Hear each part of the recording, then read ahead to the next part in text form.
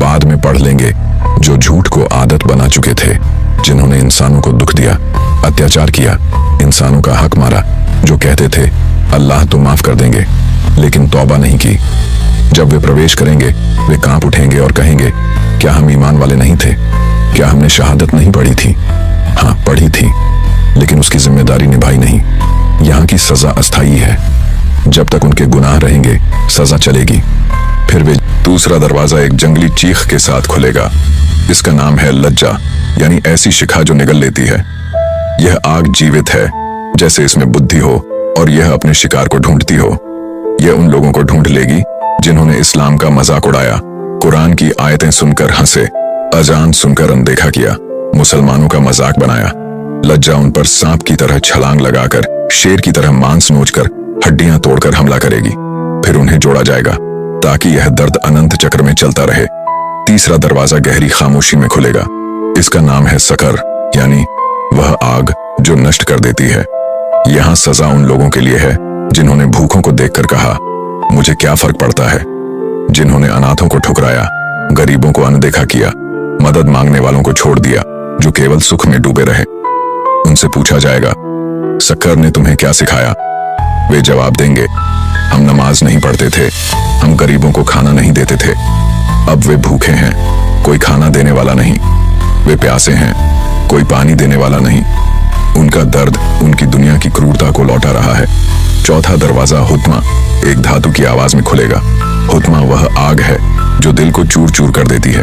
यहाँ सोना चांदी भी है, लेकिन कैसा? यहाँ पिघला हुआ जलता हुआ सोना चांदी है।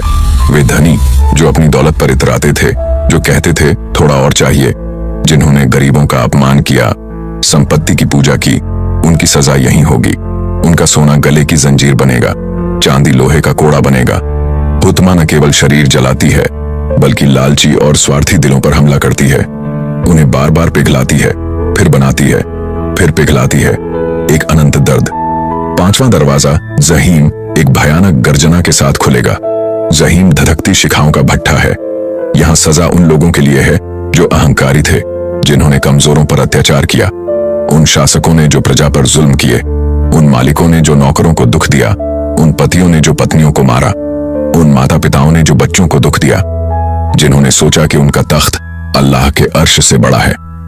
छठा दरवाजा साइर युद्ध की चीखों के साथ खुलेगा। साइर वह क्रोधित आग है जो उन लोगों के लिए है जिन्होंने नबियों से दुश्मनी की, जो खून खराबे के जिम्मेदार थे, जिन्होंने शांति को नष्ट किया, जो फितना फैलाने वाले थे, युद्धबाज थे, हत्यारे थे। यहाँ हर सांस चीखेगी, हर सांस तलवार की तरह दर्द देगी। उनके अत्याचारों की चीखें उनके चारों ओर गूंजेंगी। और सातवां दरवाजा हाविया गहरे रुदन के साथ खुलेगा। हाविया का मतलब है अनंत अथाह गड्ढा, सबसे गहरा अंधेरा स्थान। यहाँ मुनाफिक प्रवेश करेंगे। ये सबसे खतरनाक पापी हैं जिन्होंने जीभ से ला इलाहा इल्लल्लाह कहा, लेकिन दिल से विश्वास नहीं किया, जिन्होंने दिल में विश्वासघात किया, जिन्होंने ईमान का मुखौटा पहना, लेकिन जीवन खोखला था, जो दो मुंहे व्यवहार करते थे, जो मुसलमानों के खिलाफ साजिश करते थे, जो धोखा देते थे, जो खुश होते थे कि वे दुनिया पर राज कर रहे हैं। ये मुनाफिक यहाँ रहेंगे। हाविया में विशेष सजा है। उनके चेहरों को चीर दिया जाएगा, उनका झूठ उजागर होगा, उनका असली चेहरा प्रकट होगा।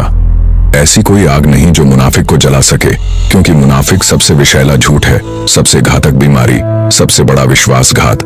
जो हाविया में डाले जाएंगे वे हमेशा गिरते रहेंगे, कभी तल तक नहीं पहुंचेंगे, क्योंकि मुनाफिक का कोई अंत नहीं है।